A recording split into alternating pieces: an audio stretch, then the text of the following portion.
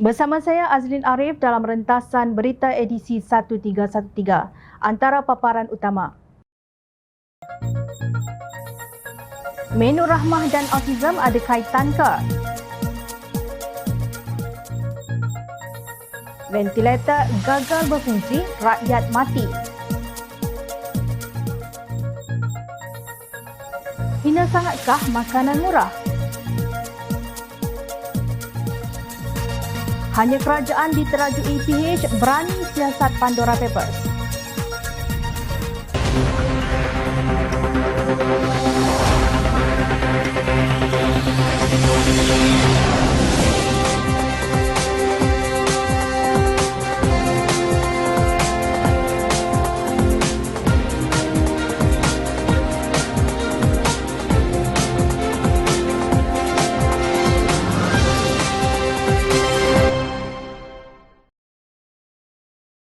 Assalamualaikum dan salam sejahtera. Netizens berang dengan kenyataan Ahli Parlimen Kapar Dr. Halimah Ali apabila dilihat secara tersirat mendakwa menu rahmah yang ditawarkan peniaga boleh menjadi punca pelbagai penyakit. Antaranya ada yang membandingkan dengan kualiti air yang disediakan oleh Air Kelantan Sendirian Berhad AKSB. Netizen Muhammad Afiq bin Alias menempelak kenyataan Halimah itu. Menu rahmah penyebab kanser penyebab autism, air AKSB boleh ke syurga kan? Tempelaknya. Seorang lagi netizen bernama Hisham Samad menyindir kehidupan wakil rakyat yang kaya raya supaya melihat isu air di Kelantan.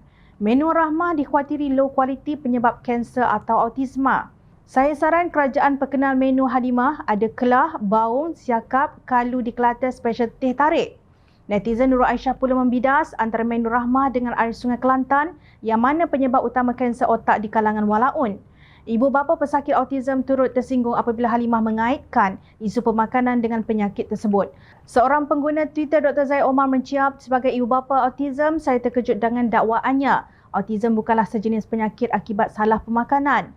Ia adalah perbezaan neurologis sepanjang hayat yang memerlukan penerimaan dan pemahaman. Sementara itu, seorang aktivis NGO Kesihatan Mental, Hasbi Mas Putra Abu Bakar turut membidas Halimah yang dilihatnya menambah stigma kepada pihak terbabit. Ahli Parlimen Kapar benar-benar telah menyebarkan maklumat yang salah mengenai autisma di Dewan Rakyat dan menambah stigma kepada yang sudah dihadapi oleh orang yang mempunyai kecacatan psikososial. Apa sebenarnya pemimpin PAS ini kata Selasa lalu? Saya selaku doktor perubatan takut apabila keterjaminan makanan ini mendesak ada membingungkan kerajaan, kita tidak mahu shortcut. Kita tidak mahu kompromi daripada bekalan makanan yang low quality. Saya tak ada masalah dengan istilah rahmah ke apa, tapi jangan sampai rakyat Marhain B40 diberikan bekalan makanan yang low quality dan mungkin juga menyebabkan mereka terdedah kepada kanser, autoimmune disease, kepada autisma dan sebagainya. Itulah yang beliau ucapkan di Parlimen. Kerajaan terdesak dan bingung. Kerajaan ke tepi isu pemakanan. Menu rahmah low quality. Oleh kerana ia berkualiti rendah, maka berkemungkinan menjadi penyebab kanser, kurang daya tahan penyakit dan autisma. Hasbi berharap undang-undang berhubung ucapan menghina wanita oleh ahli parlimen yang membawa kepada denda RM1,000 dipanjangkan kepada kes penghinaan terhadap orang kurang upaya. Saya berharap apabila perlindungan ini dilancarkan di Parlimen, ia juga meliputi ucapan stigma terhadap orang kurang upaya. Memang penat berdepan dengan ucapan yang menghina oleh ahli Parlimen, ciapnya. Sementara itu, Ahli Parlimen Pakatan Harapan Petaling Jaya, Lee Jian Chung, menggesa Halimah memohon maaf berhubung dakwaan menu rahmah boleh menyebabkan kanser serta autisma. Seluruh dunia ambil maklum bahawa makanan tidak mengakibatkan autisma. Sebaliknya, ia ditentukan oleh DNA sewaktu lahir. Halimah harus membuktikan secara saintifik bagaimana makanan ada perhubungan dengan autisma dan jika tidak, wajar memohon maaf kepada orang awam atas kenyataan yang mengelirukan rakyat supaya institusi parlimen yang suci ini tidak dijadikan bahan ketawa masyarakat, katanya dalam satu kenyataan. Halimah patut meminta maaf bukan kerana dituntut oleh Jian Chung, tetapi kerana beliau selaku seorang doktor tidak wajar mengeluarkan kenyataan yang mengelirukan berhubung punca penyakit autisma. Sudahkah Halimah meminta maaf atau cuba menegakkan benang basah? Tindakan tegas mesti diambil dan pihak yang terbabit mesti bertanggungjawab selepas pendedahan oleh laporan Ketua Audit Negara bahawa 93 daripada 136 iaitu 68% ventilator yang dibekalkan oleh sebuah syarikat kepada fasiliti Kementerian Kesihatan KKM antara 2020 dan April 2022 tidak boleh digunakan, kata Ketua Pemuda Pakatan Harapan Dr. Kelvin Yee Lee Wen dalam satu kenyataan. Peralatan menyelamatkan nyawa pesakit tersebut amat penting khususnya semasa mendepani wabak COVID-19. Kecuaian sedemikian bukan sahaja suatu pembaziran, malah mempertaruhkan nyawa pesakit yang mungkin boleh menyebabkan kehilangan nyawa yang berharga, ujarnya. Beliau merujuk kepada laporan Ketua Audit Negara 2021 Siri 2 yang dibentangkan di Parlimen bahawa mesyuarat Kabinet pada 25 Mac 2020 telah bersetuju Pharmaniaga Logistik anak syarikat farmaseutical tersenarai Pharmaniaga Berhad membekalkan 500 ventilator baharu daripada pengilang luar negara. Bagaimanapun, Ketua Audit Negara Datuk Seri Ni Azman Ni Abdul Majid mendedahkan Pharmaniaga membekalkan KKM 93 alat pengudaraan yang rosak semasa pandemik COVID-19 yang menyebabkan kerajaan kerugian dianggarkan 13.07 juta ringgit.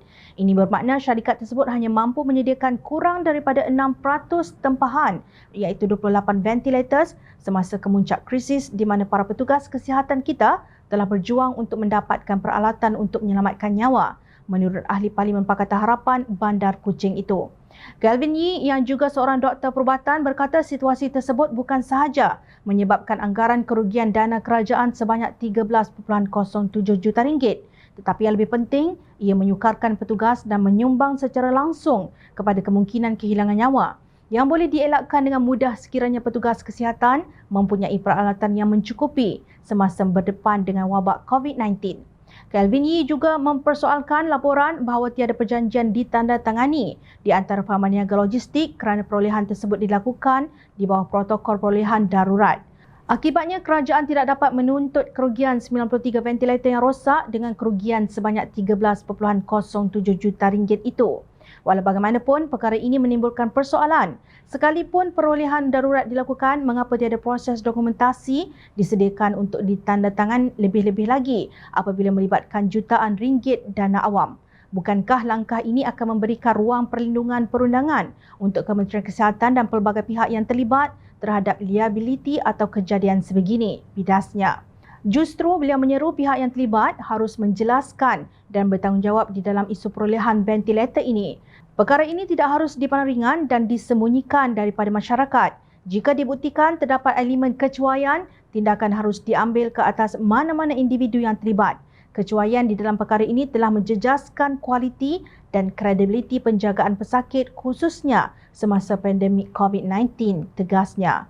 Untuk rekod, Menteri Kesihatan ketika itu ialah Datuk Seri Dr. Adham Baba. Hari ini, jumlah kematian akibat COVID-19 ialah 29,283 setelah ditolak 7,671 kes mati sebelum bantuan perubatan dapat diberikan. Kematian dapat dielakkan sekiranya petugas kesihatan mempunyai peralatan yang mencukupi semasa berdepan dengan wabak COVID-19. Itulah sebahagian daripada prestasi cemerlang Kerajaan Perikatan Nasional yang dibanggakan oleh Dalang Tebuk Atap Tan Sri Mahyadin Mat Yassin yang dibanggakan oleh pemimpin PAS. Adakah ini juga tuduhan ciptaan Kerajaan Perpaduan pimpinan Perdana Menteri Datuk Seri Anwar Ibrahim untuk menghasut rakyat? Saya percaya gelombang PN yang sudah pun kita lihat PRU lalu akan terus melanda negara ini. 6 buah negeri ini akan tarah. There will be backlash. Saya nak bagi amaran. Demikian Mahyadin mengugut semasa sesi perbahasan usul menjunjung kasih dan perbahasan titah diraja di Dewan Rakyat Rabu lalu. Adakah rakyat akan terus diperbodohkan selamanya? Harga murah yang ditawarkan di bawah inisiatif Menu Rahmah tidak bermakna penjual menyajikan makanan yang berkualiti rendah kepada pengguna, kata pemilik dan pengarah urusan Pasaraya Besar Maidin, Datuk Amir Ali Maidin. Amir menyelar Ahli Parlimen Kapar Dr. Halimah Ali yang membuat andaian sedemikian. Sebenarnya adalah sangat salah apabila dia beranggapan orang akan memberikan makanan yang tidak berkualiti kerana kami menjual pada harga yang lebih murah. Sejak awal, terutamanya di Maidin dan Persatuan Nasi Kandar, kami telah menyatakan bahawa kualiti makanan tidak akan terjejas.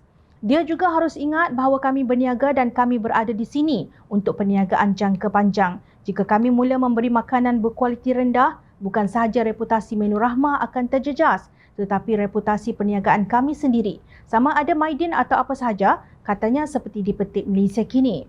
Beliau juga menafikan tanggapan bahawa peniaga akan rugi kerana menjual Menur Rahmah. Menurutnya, penjual masih mampu membuat keuntungan antara RM1 dan RM1.50 daripada setiap satu hidangan Menur Rahmah berharga RM5. Tetapi anda harus ingat, bukan semua orang datang untuk membeli Menur Rahmah. Kita lihat hanya 15% pelanggan yang membeli Menur Rahmah. Jadi kita masih ada 85% pelanggan membeli hidangan lain, tegasnya. Dalam satu ciapan di Twitter, Maidin menjelaskan, Menur Rahmah kami mempunyai gizi yang seimbang dan lengkap dengan nutrisi yang diperlukan badan. Menurut grafik yang dipaparkan, sepinggan Menur Rahmah mengandungi nasi sebagai karbohidrat, vitamin iaitu sayur, protein, sama ada ikan atau ayam dan air. Inisiatif Menur Rahmah telah dilancarkan oleh kerajaan di bawah Kementerian Perdagangan Dalam Negeri dan Kos Sara Hidup Januari lalu pada harga RM5 dalam usaha mengurangkan kos sara hidup. Setelah dibelasah oleh pelbagai pihak, ahli politik, NGO dan netizens, Halimah berkata kenyataannya mengenai program Menur Rahmah kerajaan yang menyebabkan kanser, penyakit autoimun dan autisma antara lain telah disalahartikan.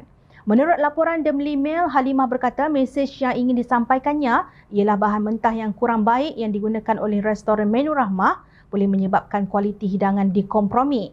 Kami berkata kepada kerajaan, jika anda terdesak, jangan ketepikan pemakanan. Bagaimana anda menyediakan makanan berkualiti pada harga yang rendah, katanya di Parlimen. Beliau turut membangkitkan kemungkinan Menur Rahmah boleh dieksploitasi oleh mereka yang berkemampuan untuk membeli makanan pada harga murah.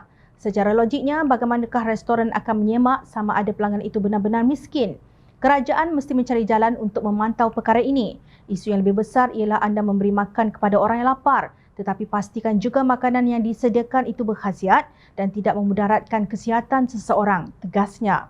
Sebenarnya bekalan makanan yang murah sudah lama dijual oleh peniaga secara perseorangan. Antaranya seorang peniaga gerai Nurul Shima yang menjual nasi bajet berharga hanya RM3.50.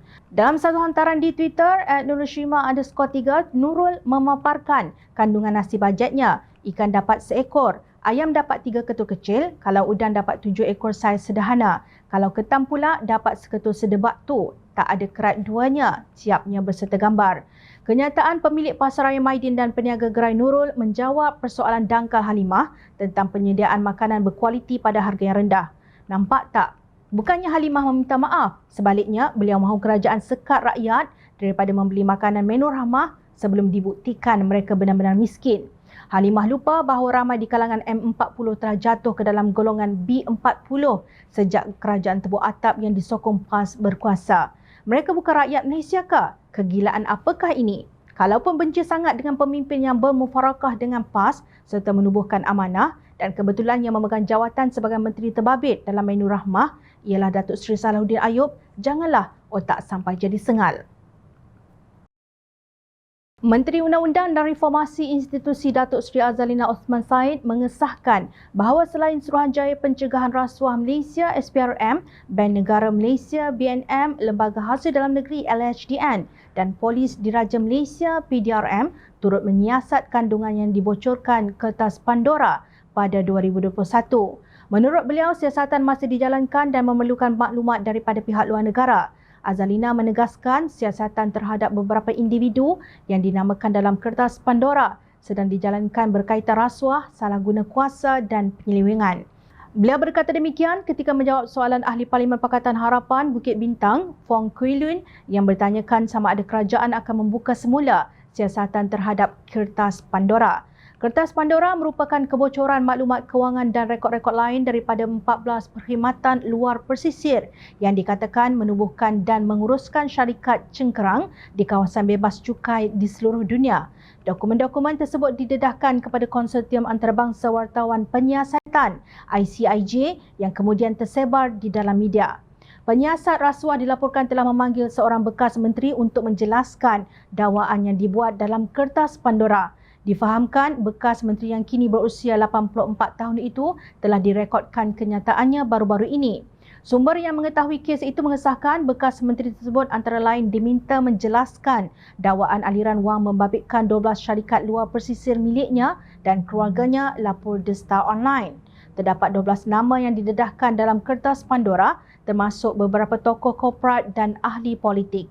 Antara ahli politik yang dinamakan dalam kertas Pandora termasuk Timbalan Perdana Menteri Datuk Seri Ahmad Zahid Hamidi, Menteri Perdagangan Antarabangsa dan Industri Tengku Datuk Seri Zafrul Abdul Aziz, bekas Menteri Kewangan Tun Daim Zainuddin dan ahli Parlimen Pakatan Harapan William Leong Ji Kin.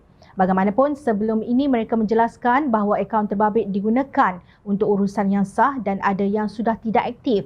Pada tahun 2021, Perdana Menteri Datuk Seri Anwar Ibrahim ketika menjadi Ketua Pembangkang telah mengusulkan supaya perkara tersebut dibahaskan di Parlimen.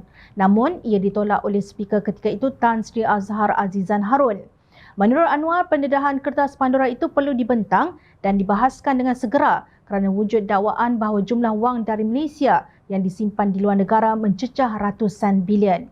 Anwar menegaskan bukan sahaja kertas Pandora wajar dibahaskan, tetapi laporan Global Financial Integrity 2012 serta pendedahan Panama Papers pada 2015 juga wajar dibawa ke Parlimen. Malangnya tiada apa-apa susulan daripada dua orang Perdana Menteri sebelum ini, iaitu Tan Sri Mahyadin Mat Yassin dan Datuk Seri Ismail Sabri Yaakob. Kedua-dua mereka senyap seperti tikus jatuh ke beras. Hanya Perdana Menteri Kerajaan Madani, Anwar Ibrahim yang berani bertindak untuk merungkai kebijakan lalu yang merugikan negara ini. Patutlah negara banyak hutang. Rakyat sendiri tidak patriotik dan membawa ratusan bilion wang keluar negara. Justru, Jom Channel menyokong sepenuhnya agar siasatan dijalankan oleh pihak berwajib dengan telus tanpa rasa takut atau memihak. Rakyat hanya mahu wang yang disimpan di luar pesisir diteliti sumbernya dan dibawa kembali ke negara ini. Jangan culas dalam siasatan kerana rakyat sentiasa memahati. Teruskan bersama kami di Jom Channel dan layari portal jomchannel.net untuk mendapatkan berita politik tanah air. Saya Azrin Arif, terima kasih. Assalamualaikum dan salam sejahtera.